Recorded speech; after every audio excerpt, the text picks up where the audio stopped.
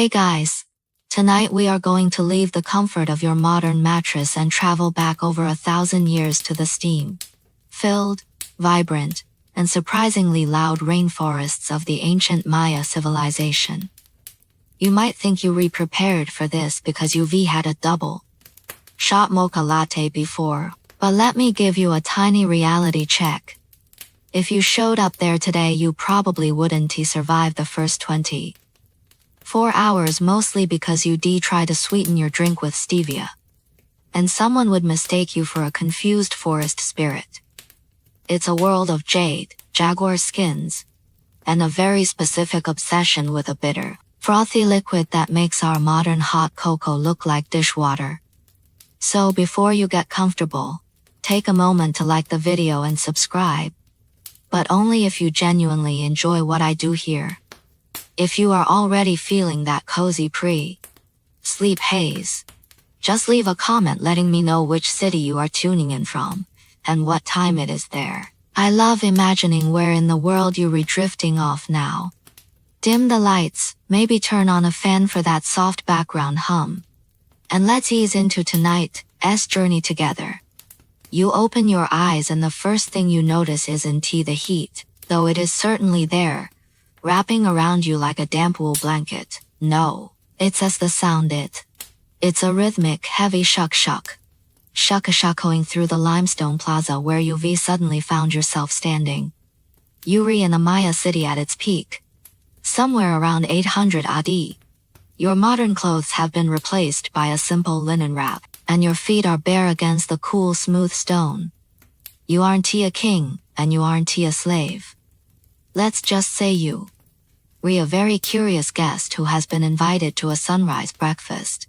As you look around, the morning mist is clinging to the tops of the massive stepped pyramids that poke through the jungle canopy, like the teeth of some stone giant.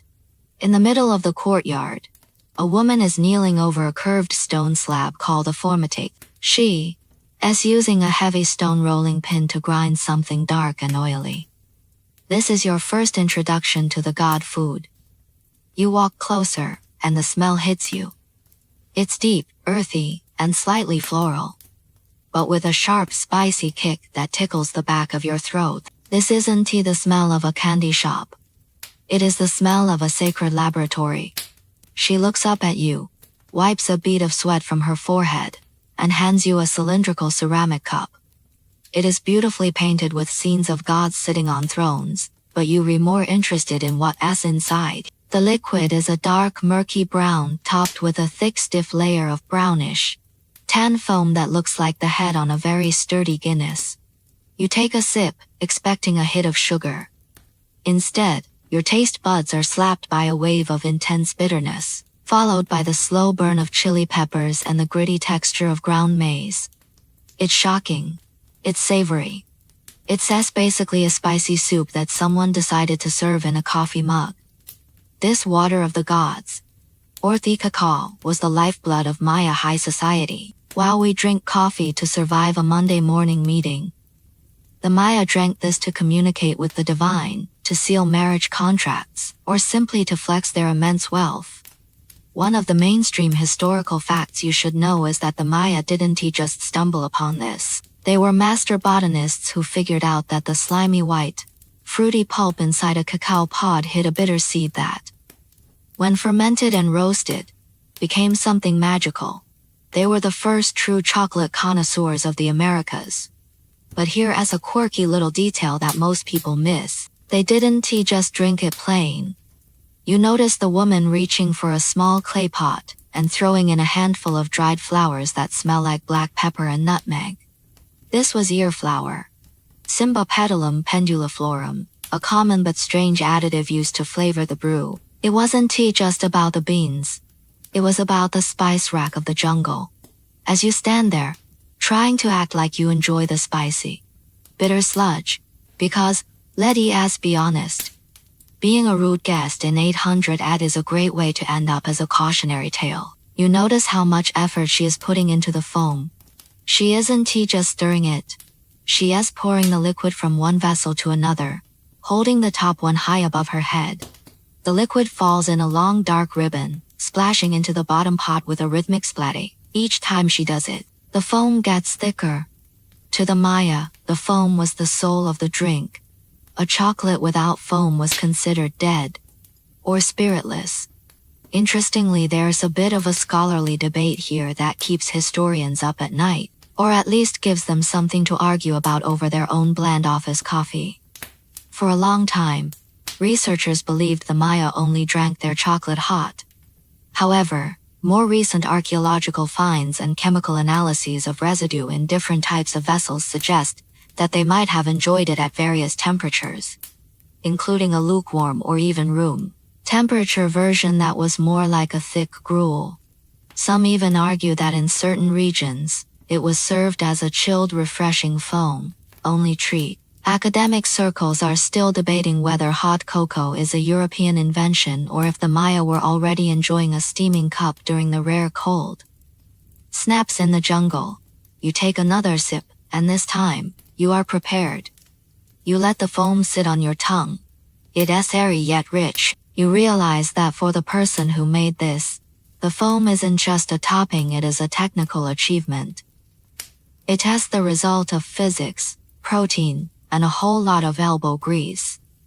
As the sun rises higher, casting long shadows across the plaza, you start to feel a strange buzz. It's not just the caffeine. It's the theobromine, a compound in cacao that gives you a gentler, longer, lasting lift than coffee. You feel alert, your senses are sharpened, and the humid air suddenly feels a little more breathable. You watch the city wake up. Priests in feather headdresses begin to climb the temple stairs, and traders start laying out their wares. You realize that you are holding a cup of liquid gold. Literally. In this world, the very beans used to make your drink are the currency used to buy a turkey or a new jade earplug. You are literally drinking money. It's a level of luxury that is hard to wrap your head around, like melting down a handful of $20 bills and sipping them through a straw. The woman nods at you. Seeing that you've finally finished the bowl, she takes it back and begins the process all over again for the next guest.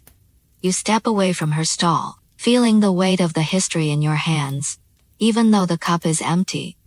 The journey has just begun, and the deeper we go into this jungle, the more we all realize that the Maya didn't tea just like chocolate.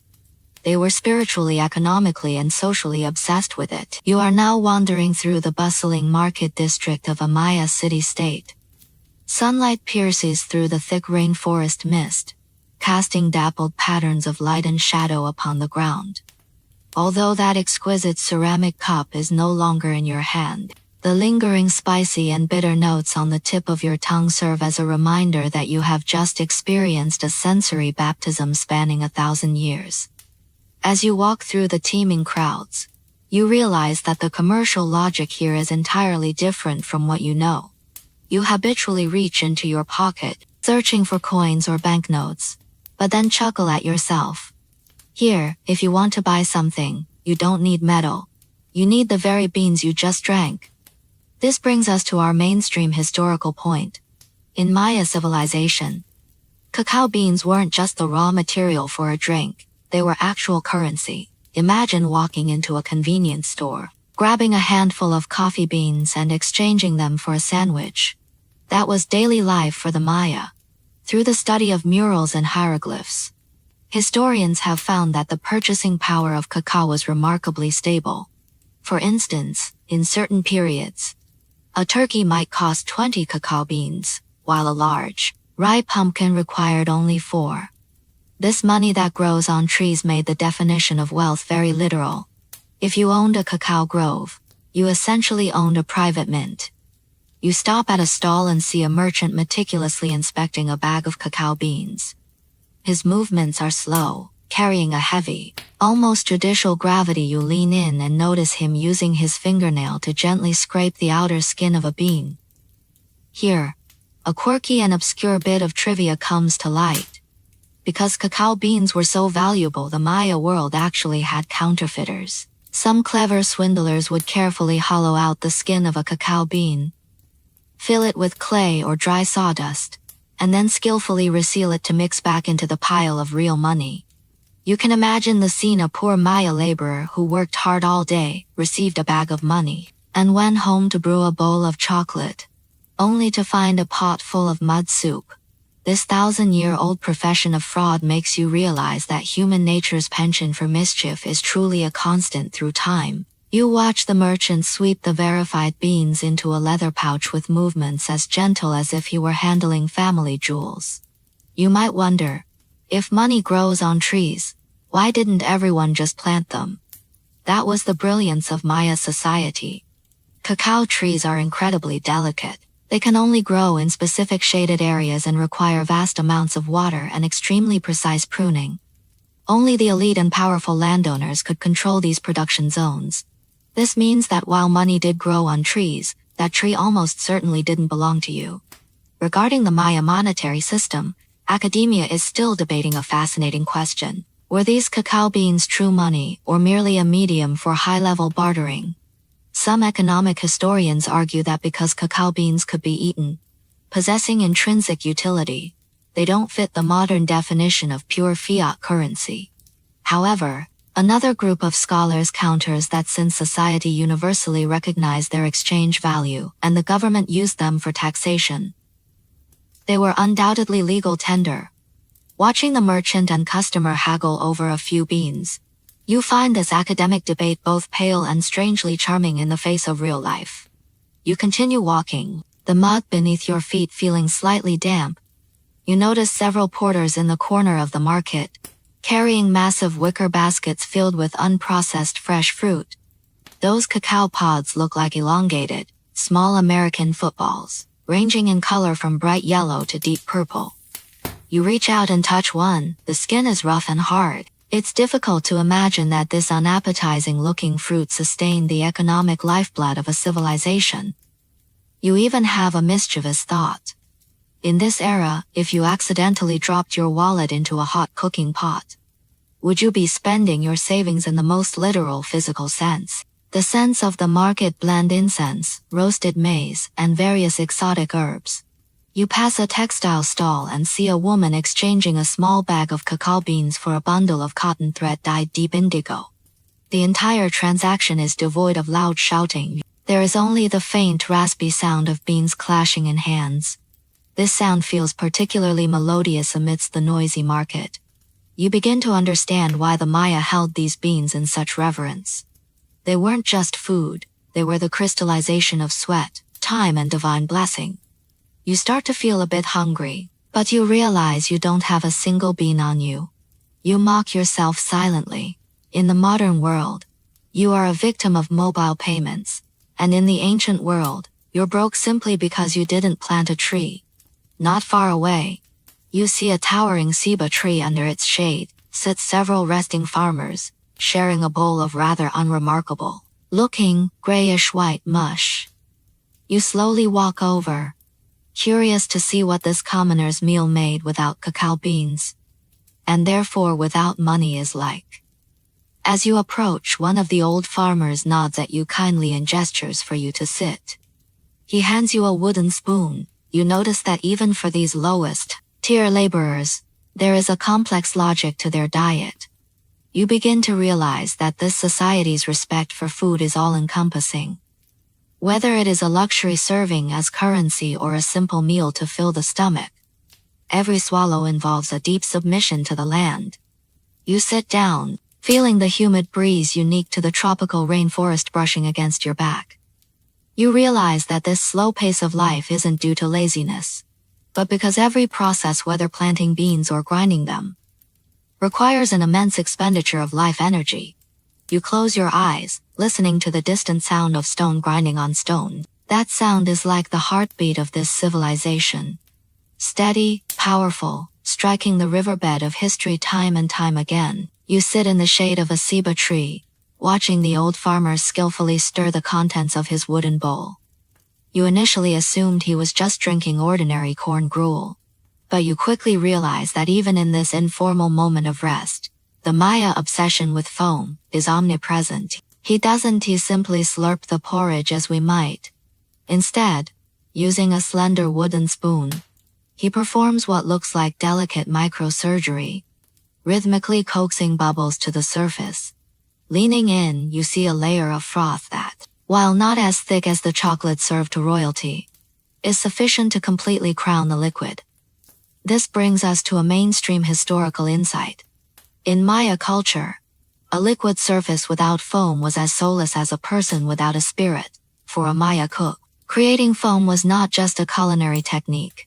It was a performance art. The most classic method is known as the high-altitude drop. Imagine standing on the steps of a sacrificial altar. Holding two ceramic jars, you must pour the chocolate liquid from one jar into the other, held about a meter below. With surgical precision, gravity strikes the liquid, forcing air into the fat-rich cacao. If your aim is off, you don't just lose precious currency. Cacao beans, you become the laughingstock of the neighborhood for the rest of the year. Regarding this foam, there is a niche and rather bizarre bit of trivia. The Maya would even add powdered achiote, annatto seeds, to increase the froth's longevity. While this turned the drink a deep blood, like red, the seeds also contain natural surfactants. In essence, the Maya invented edible soap bubble technology. Thousands of years ago, they weren't chasing fleeting little bubbles, but rather a stiff, mountain-like cloud of foam that could be scooped up with a spoon. This obsessive pursuit of texture makes one realize that Maya chefs were likely the world's first molecular gastronomists. The old farmer hands you his bowl. Though less red, the grayish-white foam has a pearlescent luster in the sunlight. You take the bowl, feeling the gentle warmth of the clay. Here, academia is still embroiled in a subtle debate. How did the Maya produce such massive amounts of foam without modern whisks? While experimental archaeologists have tried to replicate the scene, some suggest the use of a horizontal branched stirring stick, rotated rapidly between the palms to create centrifugal force. However, because wood rarely survives in the archaeological record, most evidence comes from post-colonial accounts. Thus, scholars continue to argue in their papers over whether classic Maya froth was strictly a product of the poor. You attempt to mimic the farmer, letting the foam touch the tip of your tongue. It has no substantial flavor, but the sensation of aerated liquid dissolving against a dry throat somehow whisks away the irritability of the tropical heat. You begin to understand the obsession. In the Maya worldview, foam represents breath and vitality. If ripples on water were portals to the underworld, then the foam floating on top was the breath of the gods manifesting in the human realm.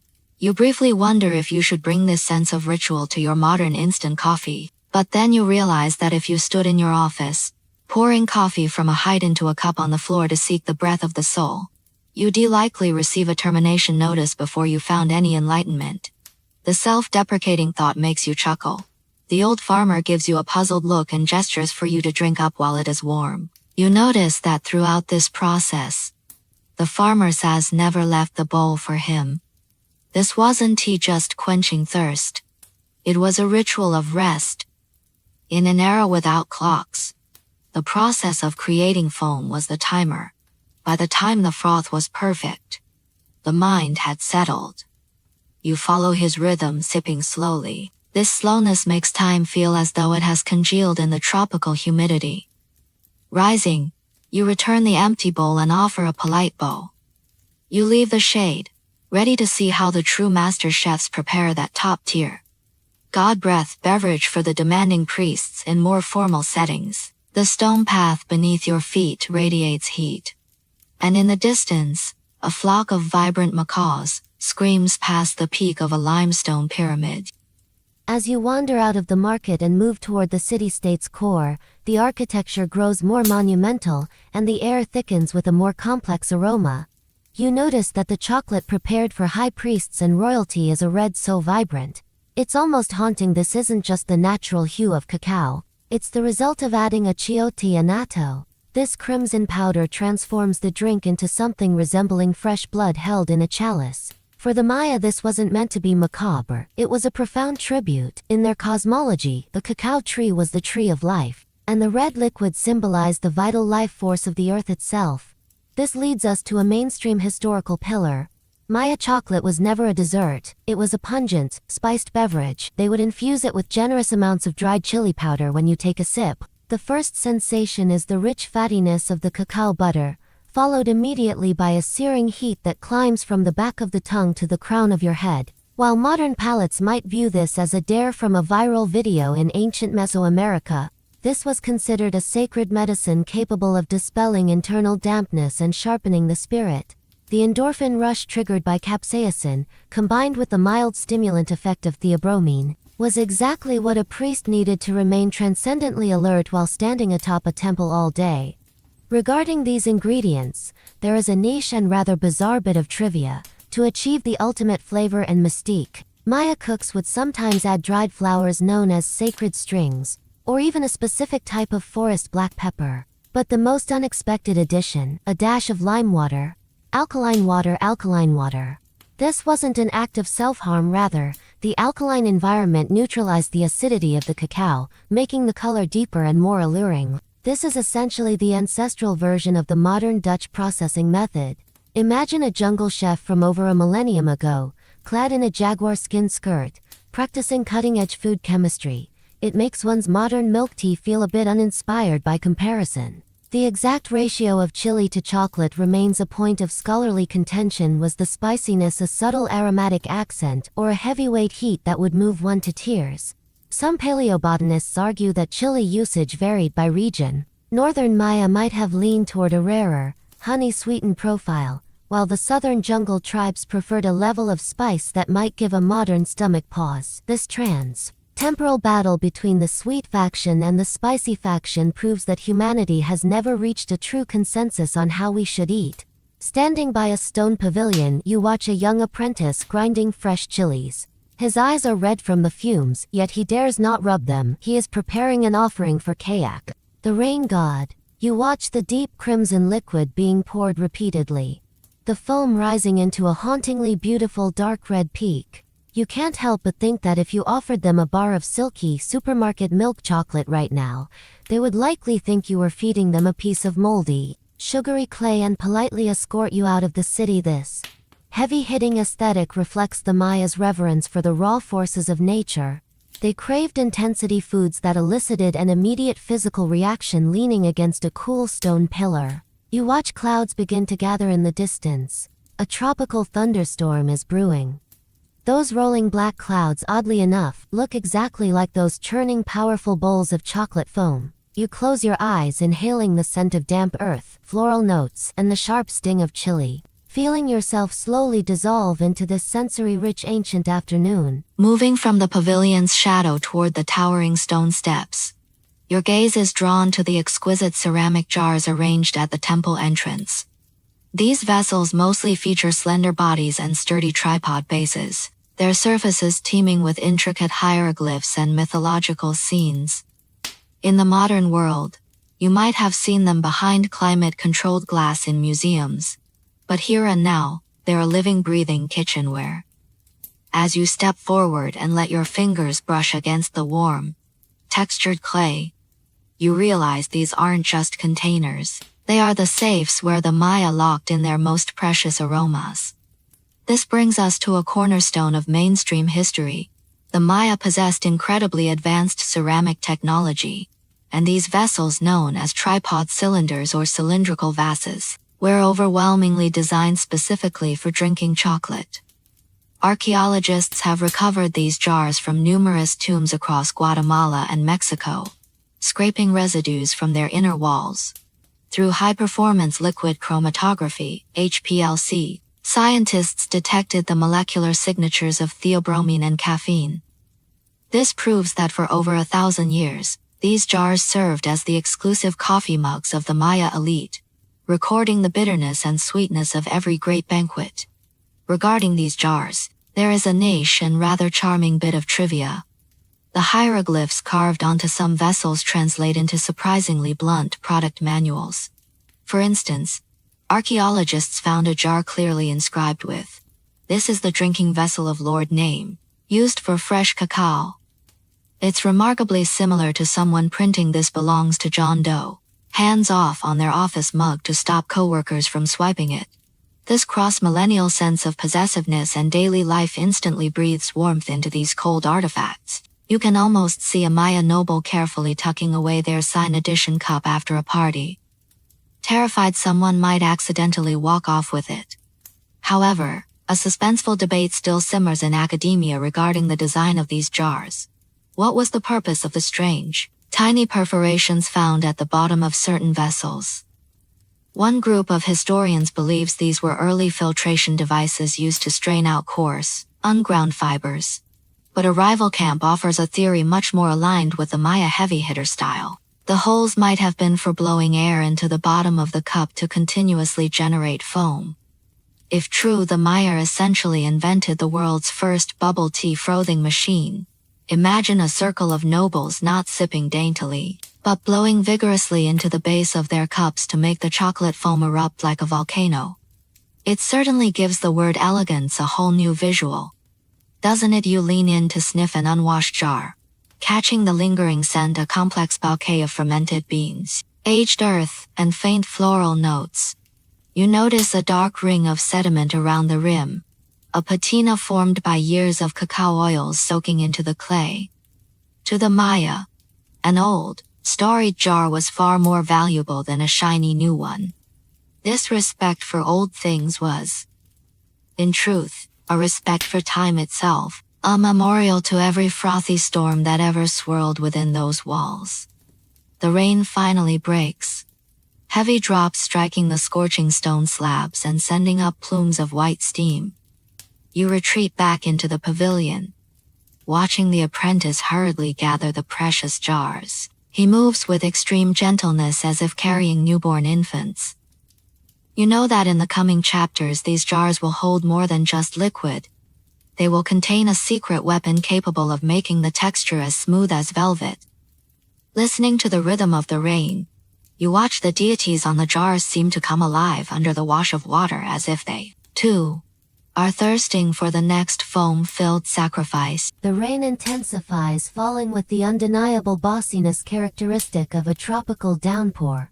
Tucked deep within the pavilion, you watch water slide off the nose of a stone-carved deity. Your attention shifts to the apprentice. The rain hasn't stopped his work. He reaches into a finely woven basket and pulls out handfuls of dry yellowish-white nuggets that look like small stones.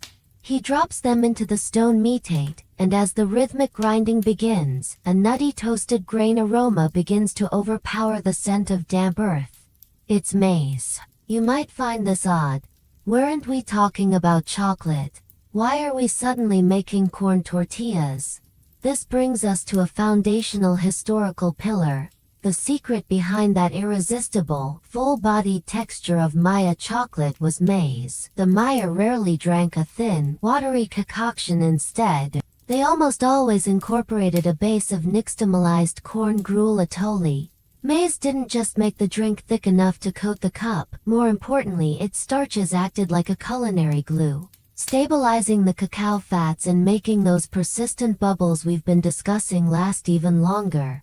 This hybrid beverage, known as sake or tanchuku, was essentially a high-calorie liquid meal, enough to fuel a Maya warrior through a full day of trekking in the dense jungle without a hint of hunger.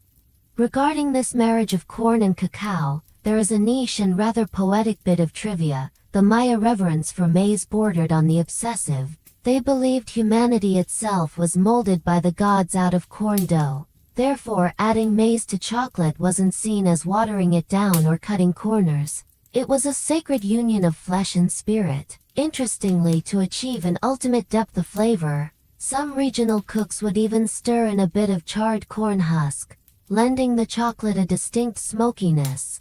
Think of it as an ancient sugar-free smoked toasted caramel chocolate shake, though you'd likely end up with a few stray husks stuck in your teeth when it comes to these ratios. Academia is still debating a very specific detail, exactly how much maize was required for a cup to be considered noble grade. Scholars analyzing palace murals have noted that the chocolate consumed by royalty had a high concentration of cacao, appearing dark brown. In contrast, the drink of the commoners leaned toward white or pale yellow due to a higher proportion of corn gruel. Consequently, In Maya social circles, the depth of your drink's color directly dictated your social standing. This color-coded social hierarchy saved a lot of time. You didn't need to check a business card or a title. You just looked to see if a person's mustache was stained a deep, wealthy brown. You watched the apprentice slowly pour the freshly ground maize cream into the large ceramic pot. The once bright red liquid instantly grows heavy and opaque. As he whisks it with a long wooden paddle, the scattered oil droplets are embraced by the maize starch, transforming into a silky emulsion. You can almost feel the aroma shifting. It's no longer sharp and piercing, but has gained a grounded, earthy weight. It's a strange sensation, like a sudden transition from a jagged rock anthem to a steady, resonant cello solo. You begin to realize that Maya culinary aesthetics were an art of balance. The bitter cacao, the searing chili, the heavy maize, and the ethereal foam within this millennial ceramic pot. They have reached a marvelous ceasefire, leaning against the pillar, watching the apprentice's face redden in the firelight. Your own heartbeat seems to sync with the rhythm of the stone grinder. In this world enclosed by the sound of falling rain, the thick soup simmering over the fire becomes the sole focus. You aren't even in a hurry to taste it. Simply watching that viscous liquid roll over the heat provides a peculiar sense of security. The roar of the rain softens into a steady pitter-patter. Sitting on the stone steps, you watch the priests slowly ascend the distant pyramid. You notice that before their climb, each priest performs a brief reverent gesture toward the cacao trees lining the path. In the modern world, a tree is often just a tree, but in the world before you, these plants heavy with multicolored pods are ladders connecting the underworld, the earth, and the heavens. That frothy liquid you just consumed has, in Maya mythology, a daring and visceral origin story. This brings us to a cornerstone of Maya belief. According to the sacred book the Popol Vuh, cacao did not merely grow, it originated from the sacred mountain of sustenance. Legend tells of the hero twins who defeated the lords of death in the underworld. Their father, the maize god, had his severed head hung upon a barren tree, which miraculously bore fruit in the shape of cacao pods. Thus for the Maya, every sip of chocolate contains the power of sacrifice and rebirth. You aren't just consuming calories. You are swallowing a myth, drawing the vital essence of the gods into your own veins. Regarding the origin of cacao, there is a niche and rather whimsical bit of trivia. While the Maya viewed cacao as divine, they also believed the plant was incredibly fussy. In certain remote villages, it was believed that cacao trees had ears. If you quarreled loudly or complained about your life near them, the pods would wither or turn bitter out of spite. Consequently, Maya farmers would speak softly to their trees while pruning and sometimes even adorn them with small decorations. While this botanical psychology sounds absurd today, it reflects a tender, profound reverence for ecological balance. A historical credit dispute continues to simmer in academia, who actually domesticated cacao first. For a long time, the Maya were crowned the inventors of chocolate. However, recent genetic studies and archaeological finds suggest that the Olmec to the south, and even tribes in the upper Amazon, may have been consuming cacao thousands of years before the Maya rose to power. The current debate is whether the Maya were the original authors of chocolate, or merely the genius marketing agency that rebranded a grassroots beverage into a high-end luxury.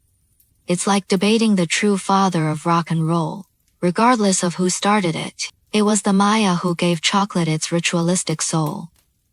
You watch the priests vanish into the mist atop the temple, and a strange sensation washes over you. Looking down at your palm, you see a dry droplet of chocolate, a deep brown stain. In this time and place, that mark is the signature of a god. You finally understand why they labored so hard to create that foam. Those rising bubbles are a silent dialogue. Every pop is a message from the ancients. You stand and brush the dust from your clothes. The post-rain jungle exhales a thick, aggressive vitality, a scent of decay intertwined with new growth that mirrors the complex aroma of the chocolate. You decide you no longer want to be just an observer. You want to see how this divine liquid functions as an incredible social glue in the mortal realm, perhaps at a grand wedding.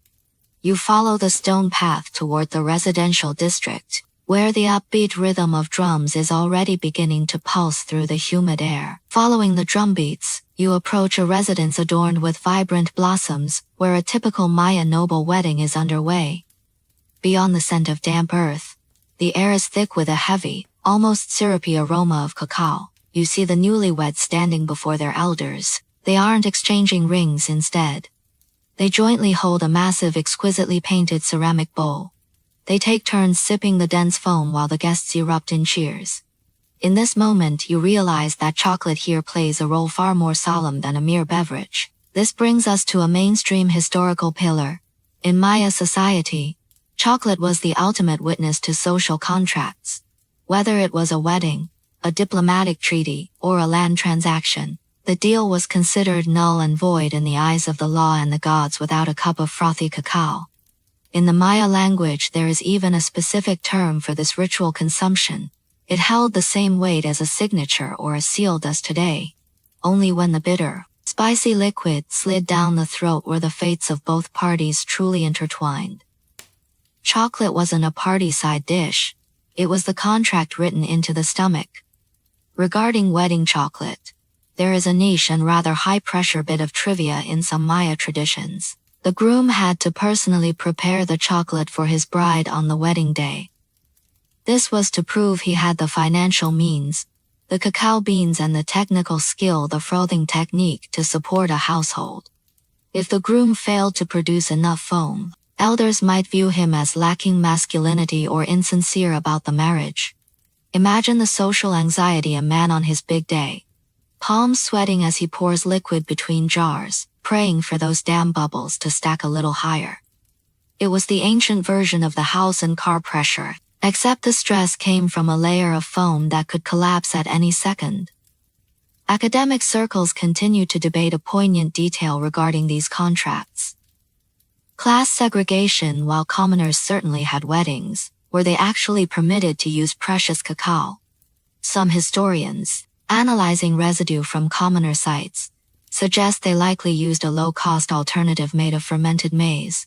The debate centers on whether these commoners would add specific plants, like the achiote we mentioned, to mimic the appearance of chocolate, grasping for a sense of noble-grade dignity. This humble desire to pretend to drink expensive chocolate makes one realize that Maya life was also filled with the pressures of social climbing and keeping up appearances. Standing on the periphery, you watch the bride. Her face is painted with red pigments, looking mysterious and solemn in the flickering firelight. She takes the bowl but doesn't drink immediately. Instead, she uses a spoon to carefully lift a dollop of foam and dabs it onto her forehead. This is a blessing symbolizing the fullness of life force. You realize that for them, chocolate is not just a contract, it is a guardian deity and a medicine to ensure fertility and prosperity. The drumming grows more frantic, and the air heats up as the crowd begins to dance. You notice cacao beans' actual currency, being poured by the handful into the couple's gift baskets as offerings. It feels as blunt as watching wedding guests stuff high-denomination bills into a couple's pockets.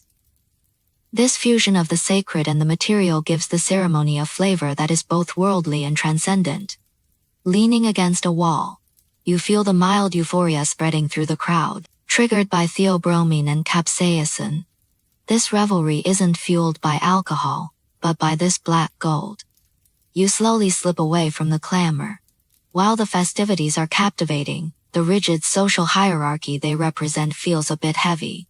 You turn toward the low, slung buildings of the commoner district.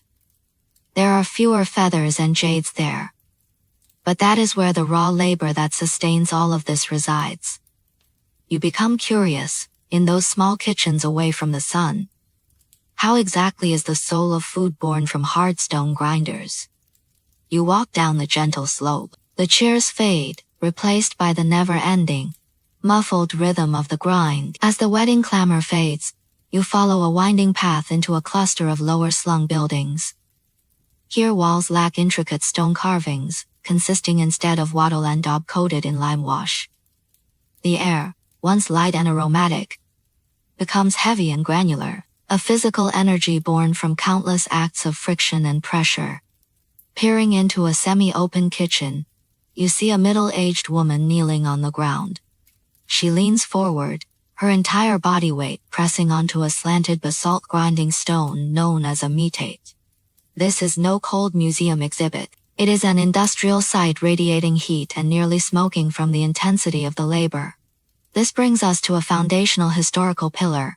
In the Maya world, chocolate production was an exhausting and time-consuming physical ordeal. Every cacao bean had to be harvested, fermented, dried, roasted, and finally, ground. A skilled woman might spend several hours a day kneeling before the metate, crushing hard beans into a fine oily paste. This was not just a test of endurance, but a masterclass in technique. The angle of the stone, the rhythm of the stroke, and even the indoor humidity dictated the smoothness of the final paste. For Maya women, this metate was their workplace, and the calluses on their palms were medals of their status as the pillars of the household. Regarding this stone grinding labor, there is a niche and rather hardcore bit of trivia. Because the tools were made of stone, years of intense friction inevitably caused microscopic stone shards to flake off and mix into the chocolate paste.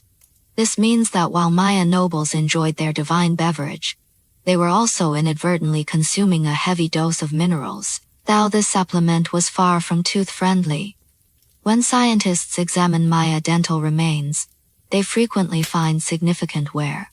Beside the grit found in maize, these basalt microparticles from chocolate grinders likely played a part. That expensive bowl of foam contained a literal hardcore texture. However, a technical debate persists in academia regarding the grinding process. Did the Maya use thermal processing?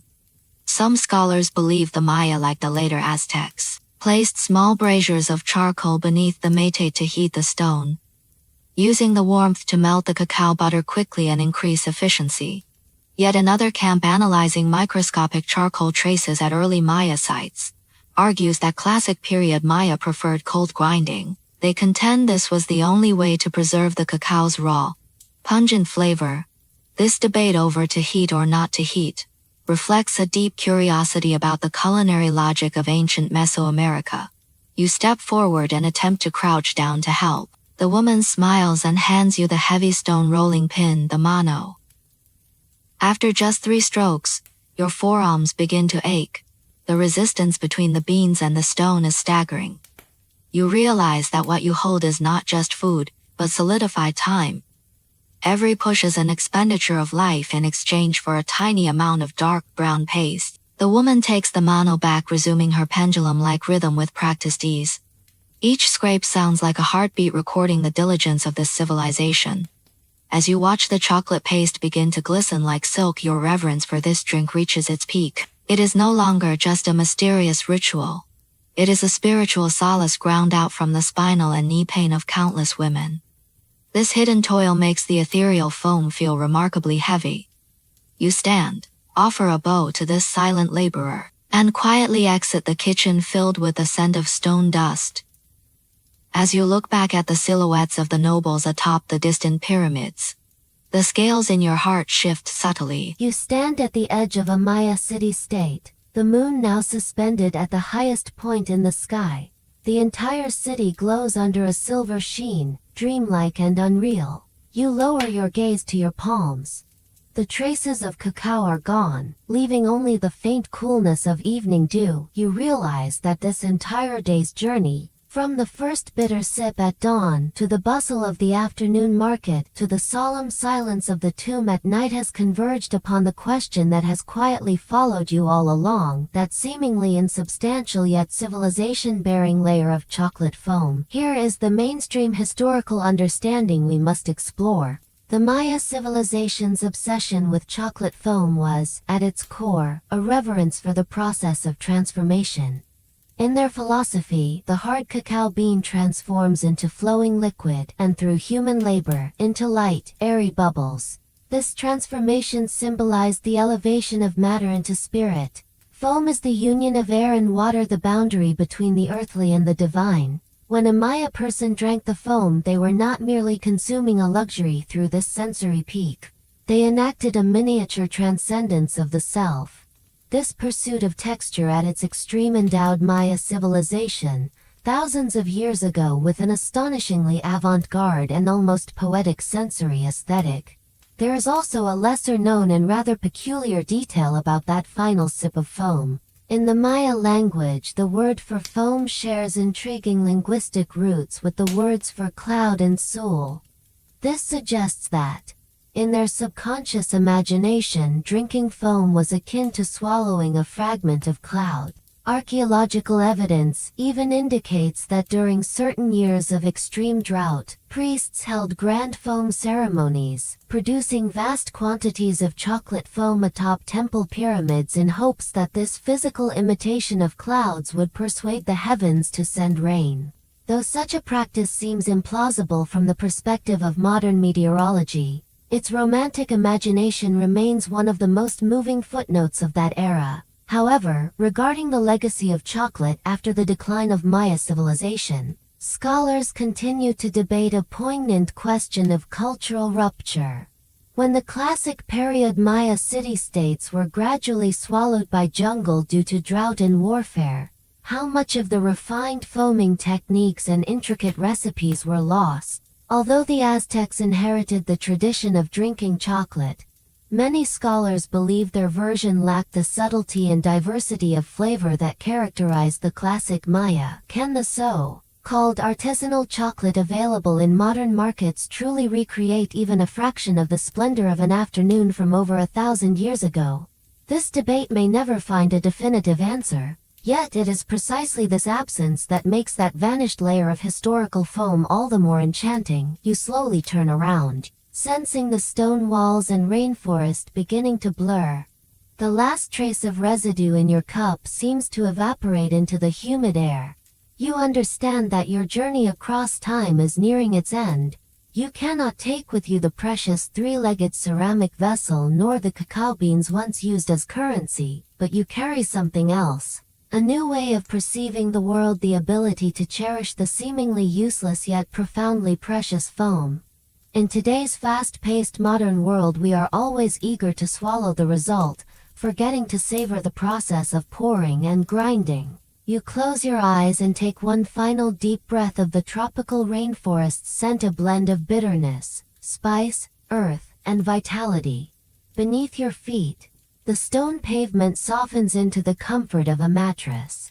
The distant hum of insects becomes the quiet whir of a fan in your room. Now you are lying in your own familiar warm bed. That distant Maya world, fragrant with cacao, has faded into a gentle shadow lingering in your breath. Your eyelids grow heavier and heavier as though covered by a thick yet weightless layer of chocolate foam. The sound of jungle rain has drifted away, replaced by the stillness unique to deep night. You feel yourself descending slowly with those fragile shimmering bubbles into a gravityless dream. There are no grinding stones there, no strict laws, only a lingering trace of bittersweet aftertaste. You no longer need to ponder historical debates, nor worry about tomorrow's journey. Everything finds reconciliation within this tender darkness. Sleep now, let those ancient myths become the backdrop of your dreams. Your breathing is slow and steady, like the most perfect rhythm in the hands of a Maya master. Good night. May your dreams hold a warm cloud of foam that never collapses.